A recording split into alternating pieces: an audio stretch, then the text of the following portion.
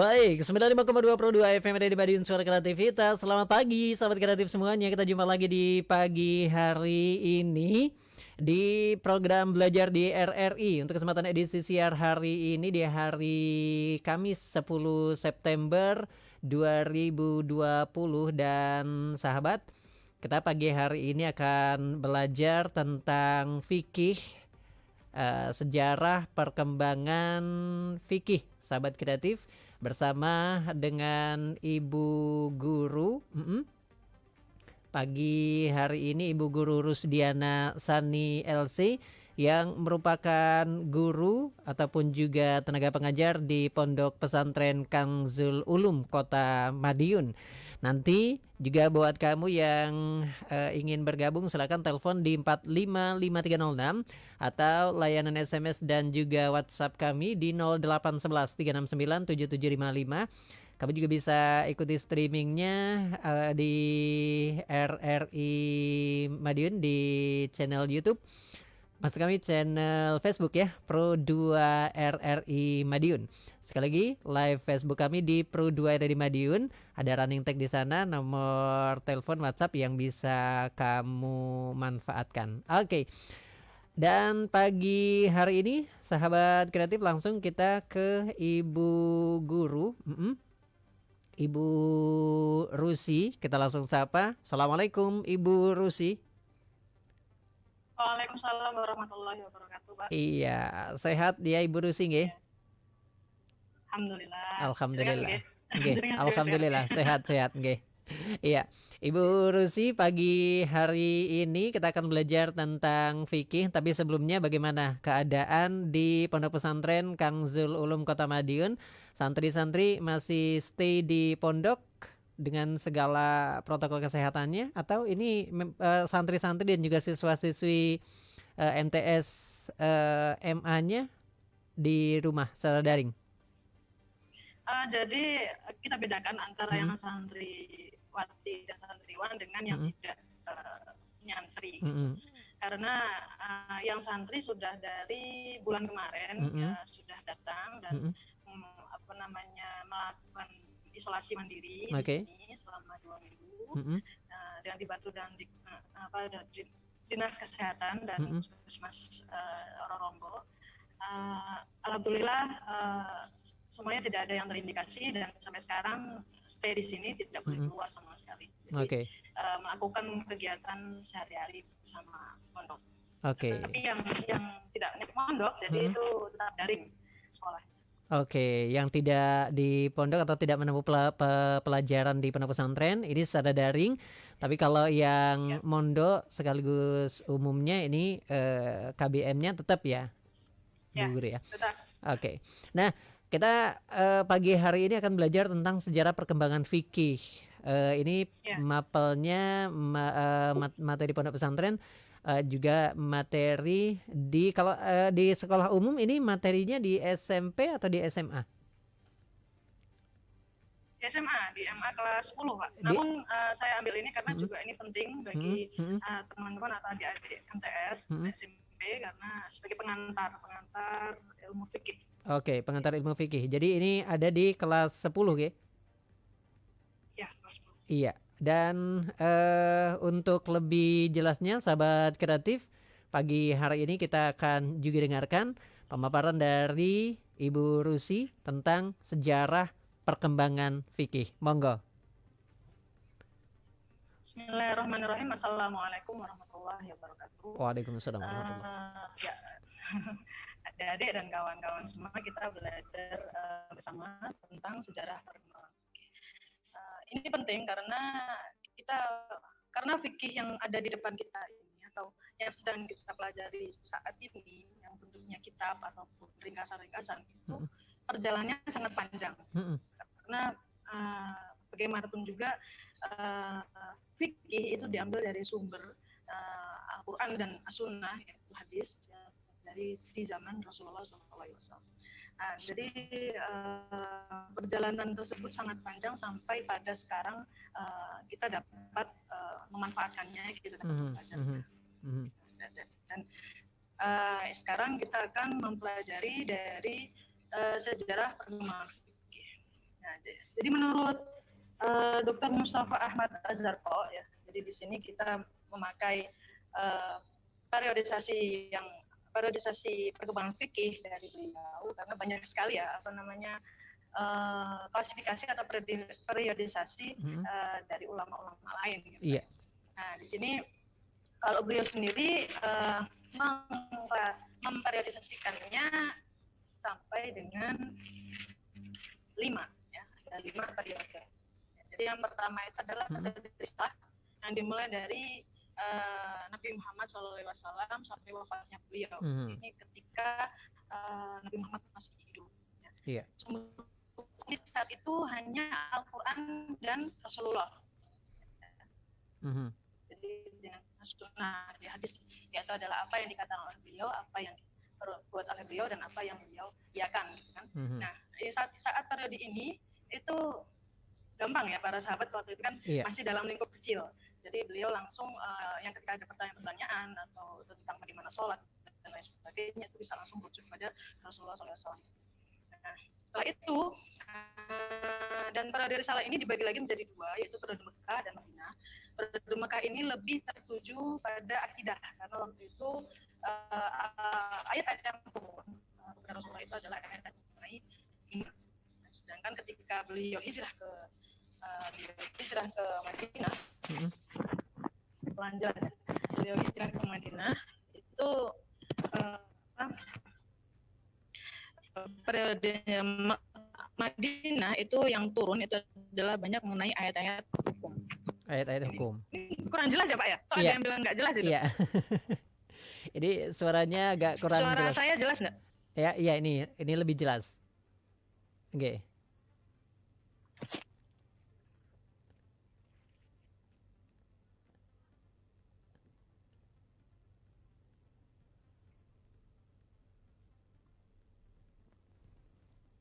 Ya, sekarang jelas nggak? Iya, jelas Bu Rusi. Iya. Monggo dilanjut. Jadi ketika periode Madinah itu ayat hukum turun secara bertahap dan akhirnya banyak yang dirujuk di masa ini. Terus yang kedua periodenya adalah periode Khulafaur Rasyidin, yaitu dari sejak wafatnya Rasulullah Sallallahu Alaihi Wasallam sampai masa Muawiyah bin Abi Sufyan, yaitu khalifah setelah Ali bin Abi Thalib. Oke. Kekhalifahan Bani Umayyah ya. Nah, itu ketika itu ya Bani Umayyah. Periode ini sudah mulai muncul berbagai ijtihad para sahabat. Jadi ijtihad itu adalah upaya atau usaha untuk mengambil istimbat. Istimbat itu untuk mengeluarkan hukum dari dalil-dalil yang telah ada. Ya, jadi kan dalil-dalil yang telah ada itu diambil hukumnya. Itu maksudnya adalah istimbatnya, bukan para mujtahid. Nah, pada periode ini para fuqaha mulai berbenturan dengan budaya, moral, etika dan nilai-nilai kearifan karena memang pada zaman ini ketika kita lihat sejarahnya ya itu sudah luas sekali wilayah Islam ketika itu. Jadi para sahabat sudah berpencar dan melakukan ijtihad masing-masing dan akhirnya mulai terwarnai ijtihad ketika itu, fikih ketika itu. Nah, terus periode awal pertumbuhan fikih yaitu dimulai pada pertengahan abad pertama sampai awal abad kedua. Ini titik awal pertumbuhan fikih sebagai salah satu disiplin ilmu. Jadi dulu itu kan nggak ada yang bilang fikih itu nggak ada. Jadi adanya adalah hukum Islam. Hukum Islam, jadi, betul. Belum terbentuk menjadi satu disiplin ilmu tersendiri gitu. Nah, ketika ini pada periode ini sudah mulai bertumbuh begitu menjadi ilmu. Ini dimulai sejak masanya Khalifah Utsman bin Affan. Ya, jadi semakin banyak para sahabat yang pergi ke berbagai wilayah untuk menyebarkan agama Islam. Jadi seperti Abdullah bin Mas'ud itu pergi ke Irak dan di Irak itu sangat berbeda sekali dengan kota Madinah. Jadi kan dulu pusat pemerintahan itu ada di Madinah dan ketika beliau ke Irak itu ternyata jauh berbeda sistem sosial masyarakat di sana. Oke. Dan karena di sana juga etiknya berbeda Persia, jadi akhirnya Abdullah bin Mas'ud itu mengikuti metode yang telah ditempuh oleh Sayyidina Umar bin Khattab, yaitu lebih mengutamakan pada kepentingan dan kemaslahatan umat tanpa terlalu terikat dengan makna harfiah teks Al-Quran dan Sunnah. Jadi beliau lebih menggunakan akal. Iya. Tapi tentu akal tersebut juga berdasarkan Quran hadis. Ya, sesuai dengan Al-Quran dan hadis. Oke. Ya, jadi berbeda dengan yang di Irak. Ini pada zaman yang sama ya. Berbeda pada yang di Irak, itu masyarakat Madinah itu lebih homogen, jadi dominan bangsa Arab. Ya. Jadi di sana ada sahabat Zaid bin Sabit dan juga Abdullah bin Umar. Nah, dan di Mekah itu juga ada Abdullah bin Abbas. Jadi para sahabat memang mencar-mencar, para sahabat tinggal di berbagai tempat. Yang mana beliau-beliau itu adalah murid-murid dari Rasulullah SAW. Nah, terus ya, jadi para sahabat tersebut jadi walaupun memakai metode yang berbeda, jadi yang di Mekah dan Madinah itu lebih berpatok kepada hadis-hadis Rasulullah SAW. Karena memang masyarakat di sana itu tidak seragam yang ada di Irak, ya kan? Dan juga masyarakat di sana itu sudah mengikuti seperti kebiasaan para sahabat dulu yang ada di sana. Jadi istilahnya gampang gitu. Oke. Karena homogen itu tadi ya, Bu Guru. Di sana juga. Nah, iya benar. Makanya ada perbedaan pendapat itu tadi. Namun beliau-beliau para sahabat yang menjadi rujukan ini, kalau yang di Irak adalah Ibnu Mas'ud, yang di Mekah itu adalah Abdullah bin Abbas, yang di Madinah adalah bin Sabit, itu tetap berpatok kepada apa yang mereka pelajari dari Rasulullah SAW. Iya. Okay. Nah, terus makanya pada zaman ini terdapat pembagian atau perbedaan yang sangat signifikan dalam memahami hukum Al-Quran, hukum Islam ya. Jadi yang di Mekah Madinah itu terkenal muncul apa namanya madrasah, nantinya madrasah hadis, sedangkan yang di Irak adalah madrasah akal. Itu berpatok pada pengambilan dari hukum yang ada dalam dalil-dalil ya, dalil Al-Quran dan Sunnah.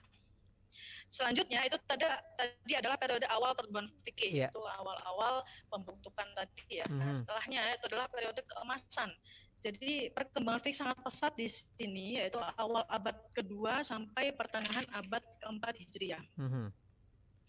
Nah, ini karena ciri khasnya itu semangat yang tinggi di kalangan para ulama dalam mengambil istinbat itu tadi. Ya, itu adalah pada masanya dinasti Abbasiyah. Jadi setelah dinasti Daulah Umayyah itu datang dinasti Abbasiyah yang memang para khalifah-khalifahnya itu sangat mendorong dan juga mendukung untuk pengembangan ilmu pengetahuan.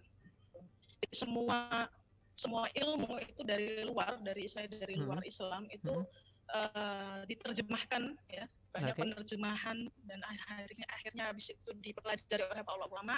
Habis itu bagaimana ketika bertemu dengan hukum Islam, apakah sesuai atau tidak. Jadi di sini juga bertemu dengan filsafat dan lain sebagainya itu ketika zaman ini. Nah, zaman Daulah pada zaman Abbasiyah ini juga itu muncul ulama-ulama masyhur yang dikenal dengan 4 imam mazhab yang sekarang terkenal sekali ya.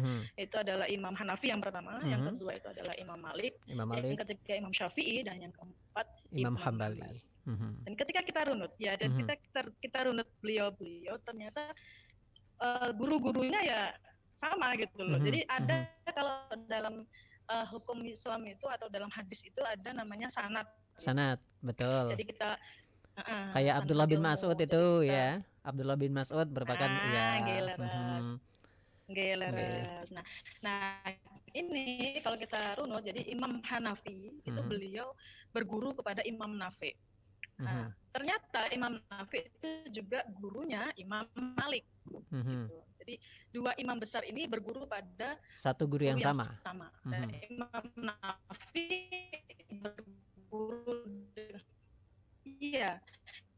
Imam Nafi' berguru dengan para sahabat dan sahabat itu kepada Rasulullah. Nah, setelahnya Imam Hanafi mempunyai murid atau sahabat yang dikenal dengan Muhammad bin Hasan Asy-Syaibani. Ini beliau terkenal sekali. Nah, terus ternyata Imam Syafi'i, imam kita, itu beliau belajar juga kepada Imam Malik. Dan setelahnya belajar kepada kepada Muhammad bin Hasan Asy-Syaibani.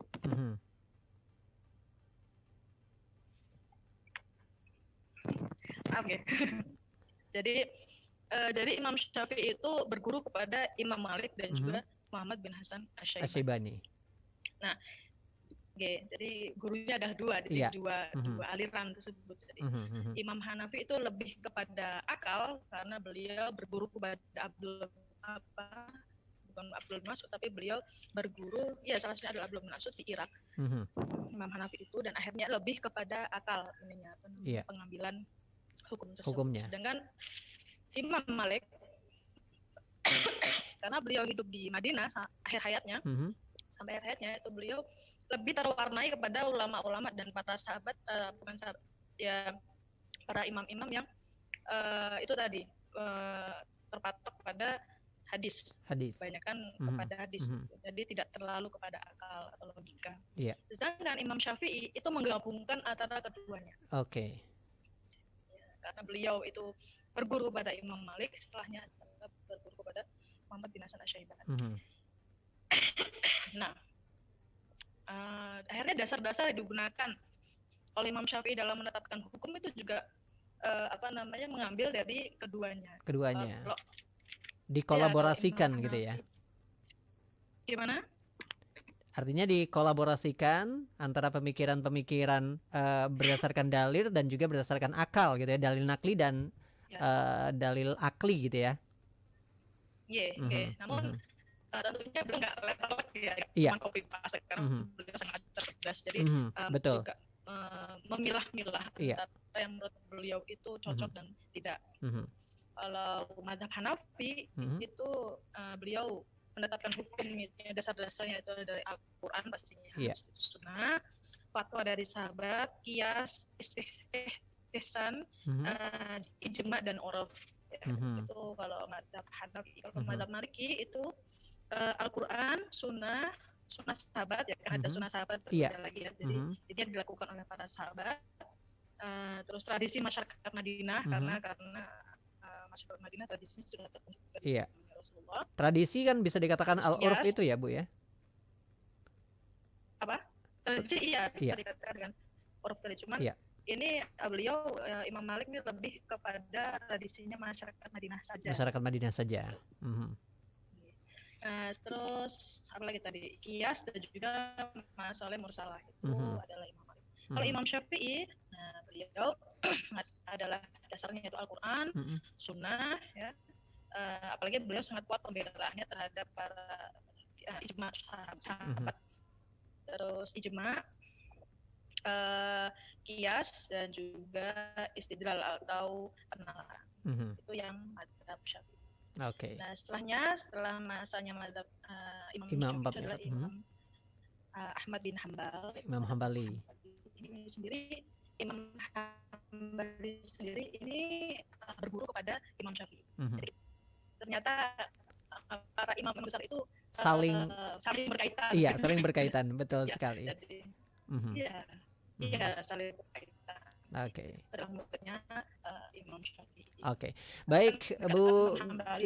Bu Guru, kita jeda sesaat untuk hadirkan informasi. Nanti kita lanjut kembali di Belajar di RRI, perkembangan fikih, sejarah perkembangan fikih mulai dari periodisasi pertama hingga sekarang ini. Akan kita lanjut kembali setelah beberapa informasi berikut ini. Tetap bersama kami.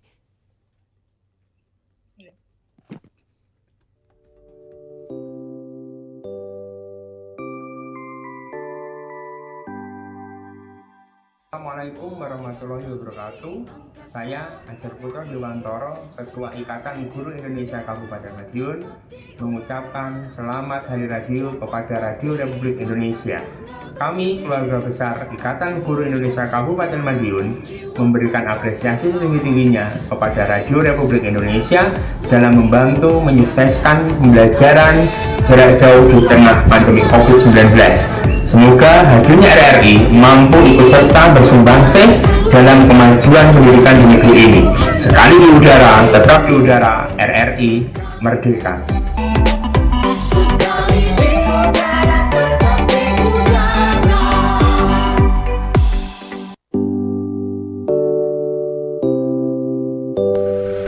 Channel ini bisa didengarkan dengan kualitas audio lebih baik. Download aplikasi RRI Play Go di smartphone. RRI Play Go, satu aplikasi untuk mendengarkan RRI se-Indonesia, siaran luar negeri, saluran musik Channel 5, menyaksikan siaran RRI yang divisualkan, RRI Net, informasi terakurat RRI Online, RRI 30 Detik, RRI Max, Beyond, dan Editorial Pro 3.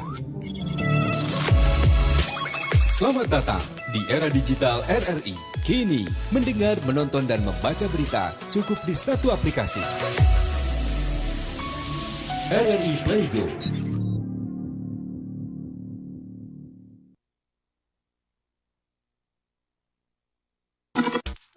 Kamu masih menyimak belajar di RRI.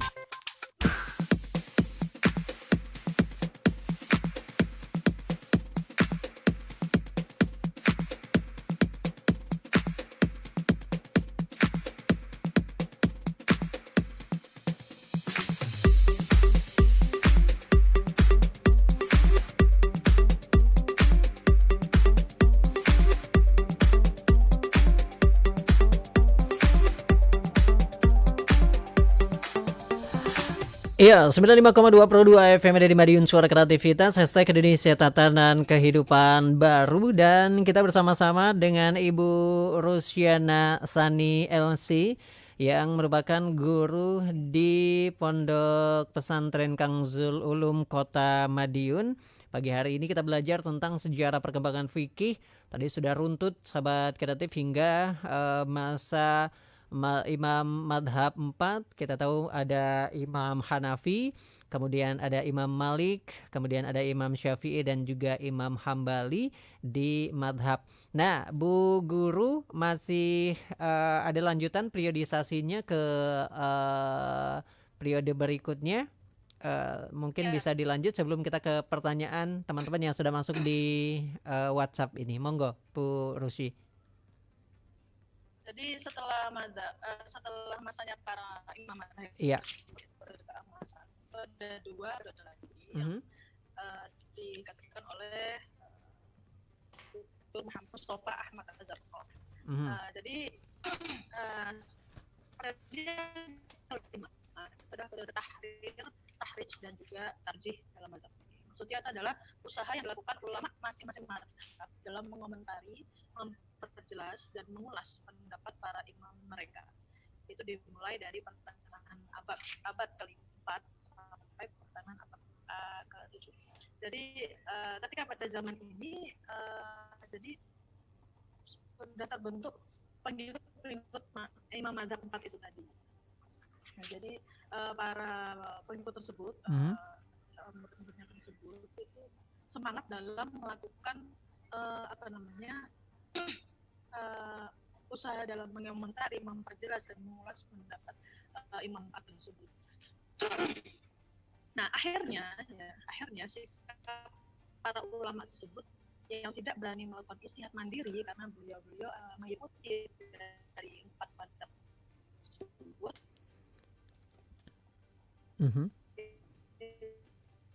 Itu akhirnya memunculkan sikap ta'assub atau dari Mustafa Ahmad Al-Zarqawi itu pintu ijtihad itu usaha untuk mengistimbat hukum tadi, mengambil hukum dari dalil itu telah tertutup. Jadi terkenal dengan kata-kata pintu ijtihad pada masa ini telah tertutup. Karena para ulama pada zaman ini itu semangat dalam memperjelas atau mengembangkan mazhab fikih yang telah ada. Gitu. Nah, ini sebenarnya dipengaruhi 3 faktor ya Pak. Jadi ada 3 faktor utama kata beliau. Yang pertama adalah tekanan para penguasa kepada para hakim atau qadhi untuk memutuskan perkara di pengadilan dengan mengacu pada salah satu mazhab fikih yang direstui sang khalifah. Jadi ketika itu sudah ada mazhab resmi suatu negara seperti kita yang mazhab resminya adalah mazhab Syafi'i. Dan akhirnya para qadhi atau para hakim pada zaman tersebut, ya kamu putuskan dengan mazhab ini.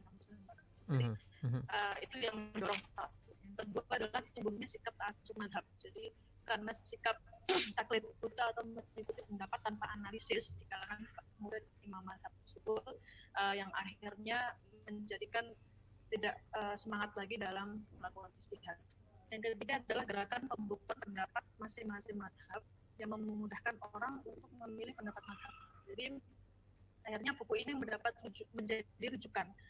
Nah, jadi pembukuan pendapat masing-masing mazhab ini seakan-akan ini sudah paten gitu. Jadi tidak ada usaha lagi untuk mengambil, tidak ada usaha lagi dalam mengambil istinbat dengan ijtihad yang seperti dulu. Gitu. Oke. Nah, yang keenam itu adalah periode kemunduran fikih. Kemunduran. Jadi, kemunduran. Jadi kemunduran fikih ini dimulai pada pertengahan abad ke-7. Jadi kemunduran ini maksudnya itu tadi stagnan, jadi tidak ada pengembangan lagi. Gitu. Jadi akhirnya negara tersebut membuat undang-undang. Nah, undang-undang tersebut patok pada satu imam saja.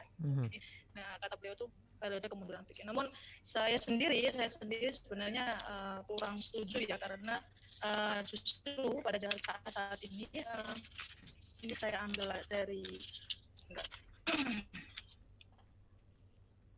jadi kalau saya sendiri melihat bahwasanya memang sempat ada ta'assub itu tadi, namun pada zaman sekarang itu sudah mulai bangkit lagi daya ijtihad para ulama gitu. Karena kita lihat ya sekarang walaupun memang kita berpatok pada satu mazhab, namun para ulama-ulama kita berusaha untuk beristihad menghukumi sesuatu yang tidak ada pada zaman dulu ya kan, seperti sekarang kita ada MUI ya kan. Terus kalau di Mesir, karena saya dulu sekolah di Mesir, itu di sana juga ada Darul Fatwa, jadi ada sekolah fatwa juga, mufti-mufti yaitu yang bisa mengeluarkan fatwa itu banyak lahir di sana. Dan di Masjid Azharnya sendiri itu terdapat ruangan, di sana terdapat empat mufti yang berbeda mazhab gitu. Jadi yang satu ada mejanya masing-masing, beliau standby setiap hari, dan para masyarakat yang mempunyai permasalahan itu dapat bertanya langsung dengan para mufti tersebut secara langsung untuk menanyakan bagaimana hukum seperti itu atau penyelesaian masalah yang dihadapinya dengan melihat mazhab masing-masing. Kalau dia mazhab Hanafi ke mufti Hanafi. Seperti itu. Jadi sebenarnya dulu sempat memang pintu ijtihad tertutup, namun sekarang sudah mulai bangkit lagi. Iya, artinya dibuka kembali pintu ijtihad ya Bu ya. Dari para ulama. Baik, kita ke pertanyaan, kita buka sesi tanya jawab Bu Rusi. Ini pertanyaan pertama datang dari Arfan di Magetan. Mau bertanya, Assalamualaikum warahmatullahi wabarakatuh. Ibu Guru, ini bentar. Sejak kapan ada istilah Sejak kapan ada istilah ijma, qiyas, ijtihad, maslahah mursalah, sadduz zara'i dan sebagainya? Apakah ini bagian dari perkembangan fikih juga? Terima kasih. Iya, ini dari Arfan Bu Guru, silakan. Sejak kapan ada kita mengenal hukum Islam selain dari Quran hadis ada ijma qiyas? Ini sejarahnya kapan sih Bu? Dimulai oleh siapa ada ijma qiyas ini? Sebenarnya kalau qiyas itu dan ijma itu sudah ada dari zaman para sahabat. Para sahabat sudah jadi ada ijma qiyas. Para sahabat ketika itu para sahabat masih berkumpul di dalam kota Madinah. Nah, ketika ada suatu permasalahan yang muncul, ketika itu para sahabat langsung berkumpul di satu tempat dan membahas, melakukan istilahnya membahas itu, dan apa yang ada dalam hasil dari perkumpulan tersebut menjadi ijma. Ya, jadi kesepakatan para Imam ulama. Syafi'i sendiri mengatakan bahwasanya beliau mengambil ijma yang ada pada zamannya para sahabat, gitu. Karena setelah zaman sahabat itu tidak ada lagi ijma. Itu menurut beliau ya, menurut Imam Syafi'i sendiri. Jadi beliau tidak mengambil ijma yang ada pada zaman setelah para sahabat, karena yaitu tadi berkumpul pada satu tempat. Beliau inginnya seperti itu. Itu ijma. Sedangkan kias itu sudah ada pada zamannya sahabat. Jadi para sahabat sendiri sudah diperbolehkan untuk beristihad walaupun Rasulullah sudah hidup. Jadi beliau mengatakan kepada saudara Mu'ad ya, saudara dari sahabat Mu'ad bin Jabal. Mu'ad bin Jabal. Ketika itu Rasulullah tidak mengutus Mu'ad ke Yaman. Lama aroda an yab'atha Mu'ad ilal Yaman qol kaifa taqdi idza aradalaka qada. Ini hadisnya ya. Qala aqdi bi kitabillah. Itu jawabannya Mu'ad bin Jabal. Terus dikatakan lagi oleh Rasulullah, qal fa in lam tajid fi kitabillah, qal fa bi sunnati Rasulillah sallallahu alaihi wasallam. Qal fa in lam tajid fi sunnati Rasulillah sallallahu alaihi wasallam wala fi kitabillah, qal ajtahidu ra'i wala alu. Fa daraba Rasulullah sallallahu alaihi wasallam sadrahu wa qala alhamdulillahilladzi wafaqa Rasulullah lima yarda Rasulullah. Jadi artinya adalah ketika itu Rasulullah tidak mengutus ke Yaman. Kemudian beliau bertanya, bagaimana engkau memberi keputusan apabila engkau dihadapkan pada suatu permasalahan, karena Yaman jauh ya dari Madinah dan belum ada kendaraan. Nah, kaifat tadi. Ya, dan itu lama sekali. Dan beliau Mu'ad menjawab, aku akan memutuskan dengan kitab Allah ya, akdi bi kitabillah.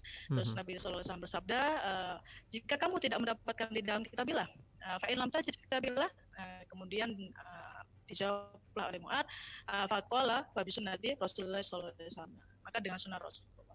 Kemudian beliau bertanya lagi, jika engkau tidak mendapatkan di dalam sunnah Rasulullah dan tidak pula di dalam kitab Allah, Mu'ad berkata, aku akan beristihad menggunakan nalarku. Jadi asahidu ra'i wala alu. Jadi aku akan menggunakan dengan nalarku dan aku tidak akan meledor. Rasulullah sadrahu. Jadi Rasulullah memukul atau menepuk dadanya Mu'ad dan berkata, alhamdulillah yang telah memberikan taufik kepada utusan Rasulullah sesuai dengan apa yang diridhai Rasulullah. Jadi sebenarnya pada zaman Rasulullah sudah ada gitu. Sudah ada kias seperti itu. Beliau juga membolehkan. Artinya ini diperbolehkan oleh Rasulullah sehingga menjadi acuan bagi kita semuanya berpegang kepada hukum. Selain ada Quran dan hadis sebagai sumber hukum yang utama, ada ijma, ada qiyas, ada turunan hukum-hukum fikih setelahnya ya, Bu Guru ya. Oke. Ya, kemudian kalau turunan-turunan tersebut sebenarnya bertahap ya, tidak bisa kita katakan ini pada zaman ini. Cuman itu ketika itu tadi perkembangan fikih mulai, dan ketika itu belum ada istilahnya. Nah, istilah itu baru ada ketika para imam mazhab itu sudah mulai membentuknya. Oke. Ke pertanyaan berikutnya, ini dari Ilham, Bu Guru. Assalamualaikum warahmatullahi wabarakatuh. Ustazah mau bertanya, dikatakan ijtihad itu jika benar pahalanya 2, jika salah pahalanya 1. Bagaimana maksudnya? Pertanyaan yang kedua masih dari Ilham ini, bolehkah kita di kehidupan sehari-hari kita ini beristihad? Kalau boleh beristihad, apa saja yang boleh kita istihadi? Iya. Yang tadi ya itu adalah perkataan Rasulullah ya kepada sahabat Amr bin As. Jadi ketika itu hadisnya adalah faqatru ya annahu sallallahu alaihi wasallam qala yauman li Amr bin As ahkama fi hadhil qadiyah faqala Amr ajtahidu wa anta hadir qala na'am in asabta falaka ajrun wa in akhtata falaka ajrun. Jadi Rasulullah SAW pernah menyuruh Amr bin As untuk membuat keputusan kepada suatu permasalahan, dan ketika itu Amr bin As bertanya kepada beliau, apakah aku boleh beristihad sedangkan kau hadir? Jadi ada Rasulullah di depannya beliau, dan beliau menjawab, ya boleh, jika keputusanmu benar engkau mendapat 2 pahala, dan jika salah mendapat 1 pahala. Jadi maksudnya 1 itu adalah usahanya adalah pahala untuk usahanya, usahanya Amr bin As dalam mengeluarkan pendapat. Sedangkan yang 2 itu adalah jika benar, yang 1 untuk usaha beliau, yang 2 adalah untuk kebenaran dari apa yang beliau katakan. Oke. Sedangkan kita bisa nggak beristihad gitu? Iya. Itu jadi mustahil ya. Itu adalah sebutan untuk yang boleh beristihad itu adalah seorang yang faqih. Seorang yang faqih harus orang yang menguasai ahli hukum Islam dan betul. Ahli hukum Islam, menguasai segala jenis ilmu, disiplin ilmu. Jadi banyak sekali ya persyaratan untuk menjadi seorang musyahid. Salah satu adalah menguasai Al-Qur'an, walaupun tidak harus hafal, namun harus tahu asbab nuzulnya, yaitu turunnya Al-Qur'an, terus mengetahui berbagai macam qiraatnya agar tahu pemahaman mendalam mengenai ayat tersebut. Terus yang ketiga adalah mengetahui nasah mansuhnya, jadi ada ayat yang dinasah dengan ayat yang mana itu harus tahu. Yang kedua pemahaman mendalam mengenai hadis Rasulullah, jadi harus bisa memilah yang mana hadis mutawatir, mana ahad, mana mardud dan lain sebagainya, itu harus mengetahui secara mendetail dan itu termasuk asbabul wurudnya juga ya Bu ya. Ya benar. Dan harus tahu mana rawi-rawi yang dapat dipercaya dan cacat. Dan yang ketiga adalah mengetahui mengetahui ijma para ulama. Dan yang keempat itu adalah maqasid syariah. Jadi harus mengetahui maqasid syariah dan kilat hukum. Jadi maksud atau tujuan ilmu syariat itu digunakan untuk maslahat manusia. Banyak sekali persyaratan. Persyaratannya. Jadi mustahil ya kita yang baru belajar tahun itu ya, terus berusaha untuk beristihad sendiri, mending jangan dulu. Jadi mending kalau menurut saya membaca banyak kitab-kitab dari para ulama, para syekh, para yaya, banyak ya sekarang, banyak bahkan sekarang juga banyak streaming ya kan, itu kita bisa mengambil dari pendapat beliau. Jadi yang juga saya mau tekankan di sini adalah banyak sekali yang mengatakan apa sih dalilnya, mana dalilnya, betul. Dalilnya mana itu ya. Namun sayangnya dalil itu tergantung, jadi pengambilan hukum dari dalil tersebut itu tergantung dari siapa yang mengambilnya. Jadi misalkan satu ayat itu bisa diartikan banyak hal gitu. Allah Mastumun Nisa dalam Al-Qur'an itu banyak sekali. Jadi wudu itu memegang batal ketika memegang. Nah, memegang di sini lamasnya di sini itu banyak tafsiran. Kalau semisal Imam Hanafi itu mengatakan lamas di sini itu adalah hubungan suami istri. Jadi kalau semisal tidak berhubungan, memegang itu tidak batal. Tapi kalau Imam Syafi'i, beliau mengatakan ya lamas ya menyentuh. Jadi kalau misalnya menyentuh ya sudah batal gitu kan. Jadi satu dalil itu bisa dihukumi beberapa tafsir ya, beberapa tafsiran. Jadi sekarang tuh jangan bertanya apa dalilnya, tapi yang ditanyakan pendapat kamu itu siapa yang mengeluarkan dalil pendapat tersebut gitu. Jadi dari kita mengetahui siapa itu kita tahu bagaimana beliau mengambil hukum tersebut, karena arahnya kemana gitu banyak. Ya Bu ya. Nah ya itu. Baik, ini ada lagi pertanyaan Bu Guru yang sudah masuk di 08113697755.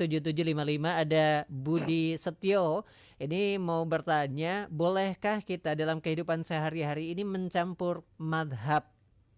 Dalam kehidupan sehari-hari mencampur madhab, bolehkah? Apakah kita harus berpegang pada satu madhab saja? Ini mungkin maksudnya begitu, atau boleh mencampur madhab? Artinya kita ketika wudhu menyentuh istri tidak batal, ini kan madhab Maliki kalau tidak salah ya. Kemudian di kehidupan yang lain kita menggunakan madhab Syafi'i. Boleh diperbolehkan atau tidak ini Bu Guru? Itu sebenarnya kalau semisal baiknya sebenarnya selama hidupnya ketika ada yang mengambil madhab Syafi'i, harusnya ya baiknya itu adalah mengikuti madhab Syafi'i terus gitu. Artinya berpegang pada satu madhab saja ya Bu ya? Iya, bagusnya seperti itu. Namun pada prakteknya kita kan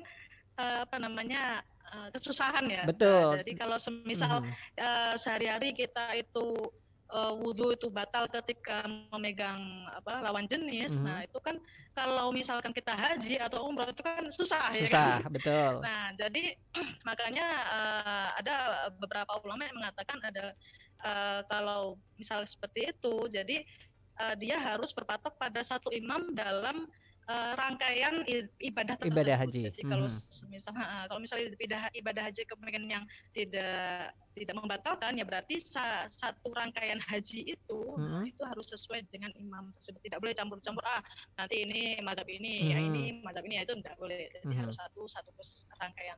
Oke. Karena susah juga kalau ibadah haji berjuta-juta orang kemudian bersentuhan tanpa sengaja, harus balik lagi ke tempat wudhu, tawaf lagi gitu ya.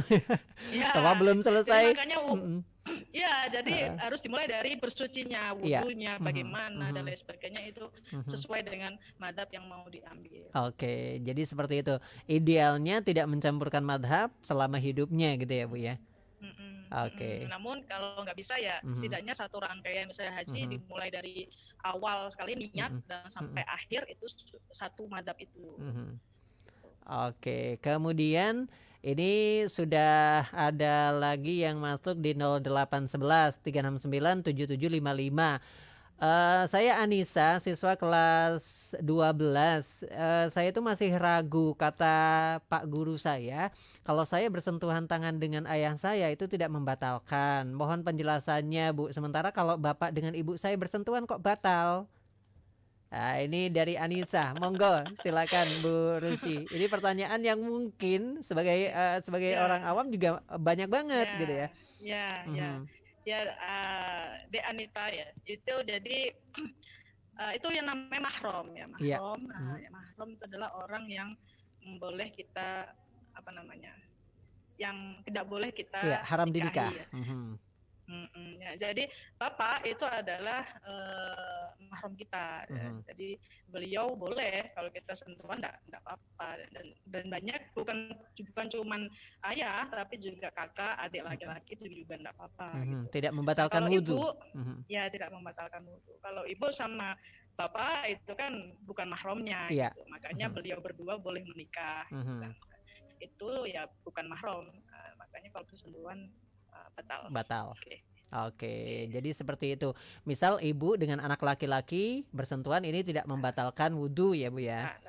Oke, kemudian anak perempuan dengan bapak, dengan saudara laki-lakinya tidak membatalkan. Bagaimana dengan ini saudara laki-laki dengan perempuan berarti nggak batal ya? Tidak membatalkan wudhu ya? Kandung ya. Oke, tapi seandainya beda bapak atau beda ibu, ini tetap membatalkan? Nah ini berbeda. Kalau yang saudara sepupu dari saya lupa ya, sepupu dari bapak itu kayak batal gitu. Sepupu dari bapak. Sepupu dari ibu itu enggak. Jadi ada perbedaan antara yang sepupu dari bapak dan sepupu.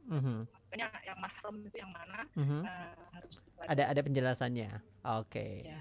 Oke, baik. Ibu Guru, kita akan lanjut lagi setelah beberapa informasi berikut ini. Tetap bersama kami di Belajar di RRI. 75 tahun RRI mengudara, memberikan informasi dan mengedukasi para pendengarnya. Tetap semangat mengudara untuk turut mencerdaskan bangsa Indonesia. Saya Joko Widodo, Presiden Republik Indonesia, mengucapkan selamat ulang tahun ke-75 RRI. Sekali di udara, tetap di udara.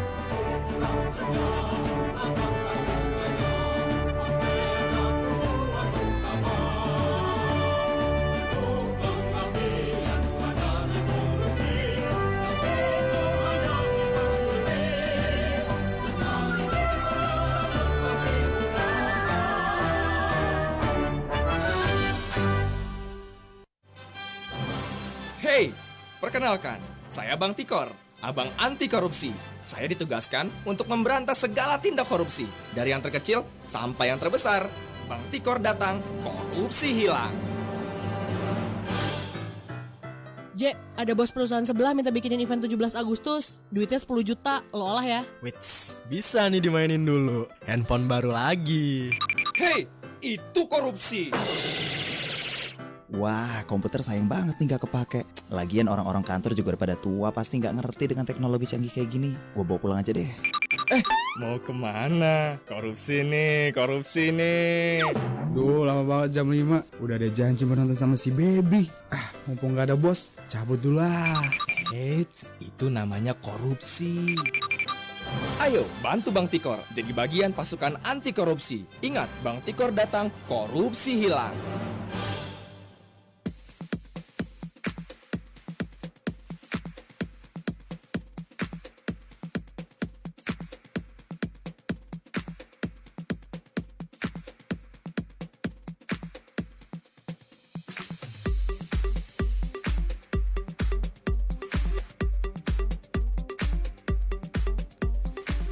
Baik, 95,2 Pro 2 FM dari Madiun Suara Kreativitas. Kita masih bersama-sama sahabat kreatif di program Belajar di RRI untuk pagi hari ini. Masih bersama dengan Ibu Rusdiana Thani LC yang juga merupakan guru di Pondok Pesantren Kanzul Ulum, Kota Madiun. Pagi hari ini kita belajar tentang sejarah perkembangan fikih atau ilmu fikih. Di mana ilmu fikih ini merupakan ilmu yang harus kita ketahui sahabat kreatif meskipun tidak mencapai level yang lebih tinggi, paling tidak kita di keseharian kita sahabat kreatif semuanya ini benar dalam menggunakan ilmu fikih atau menerapkan ilmu fikih, termasuk diantaranya adalah wudhu dan sholat, ini yang paling utama. Nah, ini ada pertanyaan terakhir Bu Guru, bagaimana sebenarnya madhab Syafi'i mengajarkan kepada kita tata cara berwudhu yang benar atau kaifiat wudhu yang benar? Mungkin bisa dijelaskan mulai dari sunnah dan wajibnya, karena saya agak jumbuh dengan rukun wudhu. Sebenarnya ada berapa sih Bu? Nah, ini mungkin secara singkat saja Bu Rusi menjelaskan. Ini pertanyaan yang sering sekali mungkin juga bisa disampaikan. Termasuk ini, ini ada 2 pertanyaan Bu ternyata. Satu pertanyaan terakhirnya mungkin langsung bisa dijawab. Bu, makan itu kita harus wudhu lagi enggak? Karena sebelum kayak berbuka puasa kita kan sunnah wudhu, kemudian makan berbuka puasa, ini wudhu lagi atau tidak? Terima kasih. Sekaligus mungkin dijelaskan Bu tentang perkara wudhu ini.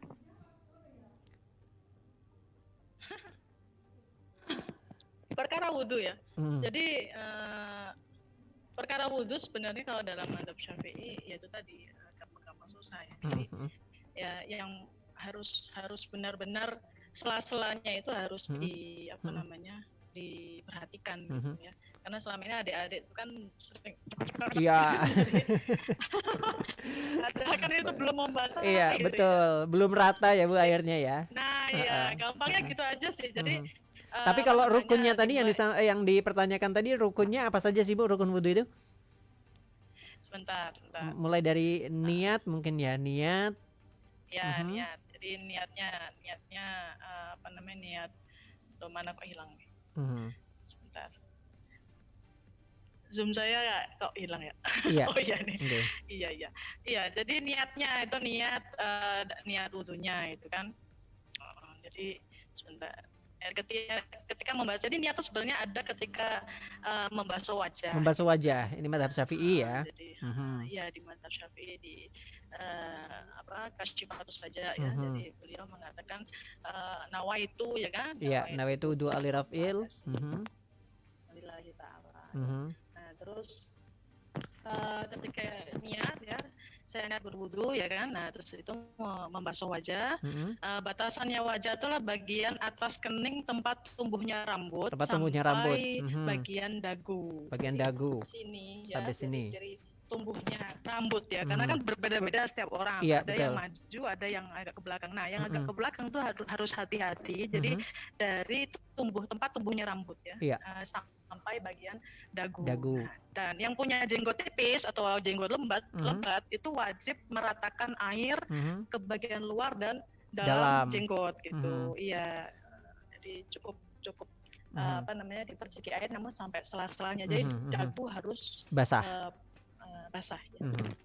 Kemudian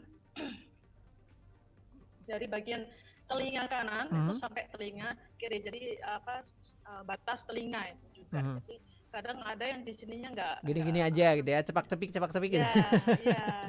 Apalagi yang pakai jilbab gitu jilbab, kan. Jadi kadang di sininya enggak terkena gitu kan. Setelah itu yang Saya itu membasuh kedua tangan hingga siku. Jadi membasuh kedua tangan hingga siku. Jadi ya dari ujung jari sini sampai ke arah siku. Iya. Tidak ada cara khusus ya, namun intinya adalah meratakan air.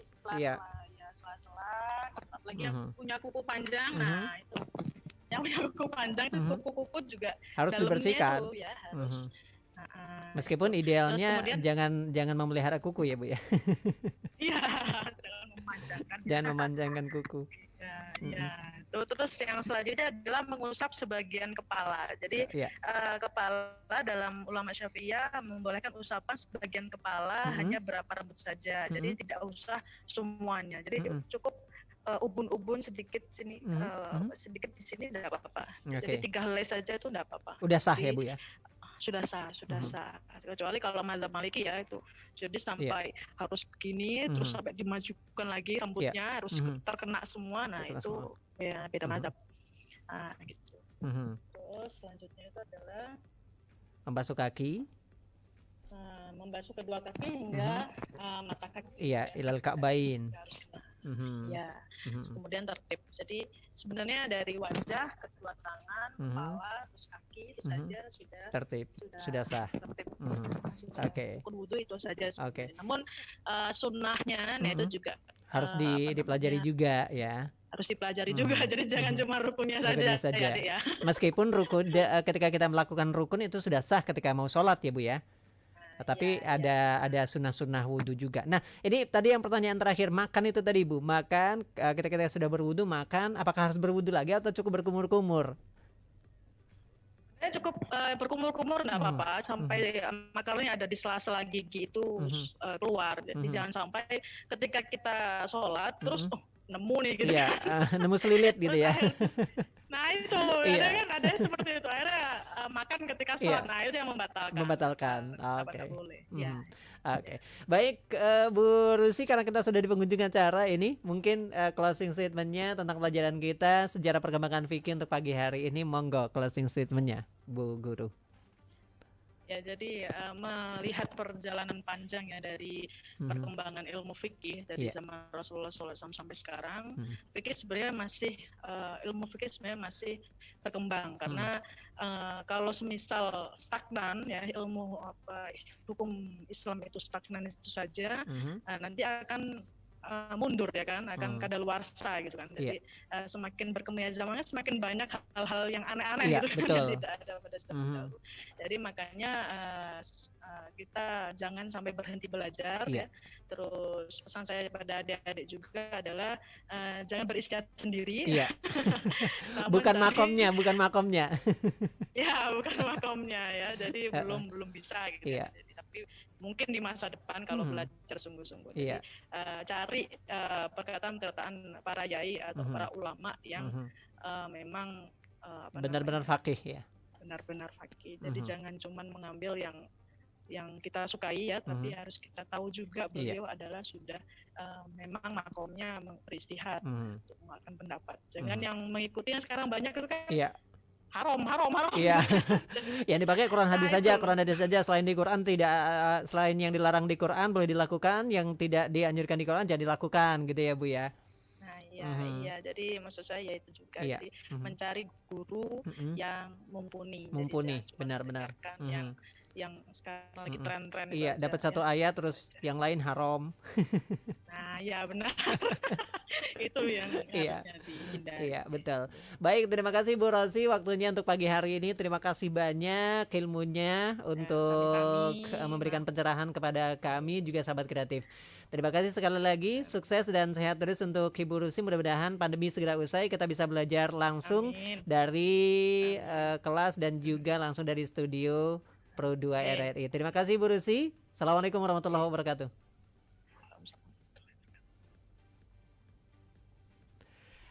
Iya, sahabat kreatif di Madiun dan sekitarnya, tuntas akhirnya saya minta temani kamu semuanya di program belajar di RRI untuk pagi hari ini, dan akhirnya dari Majen Panjaitan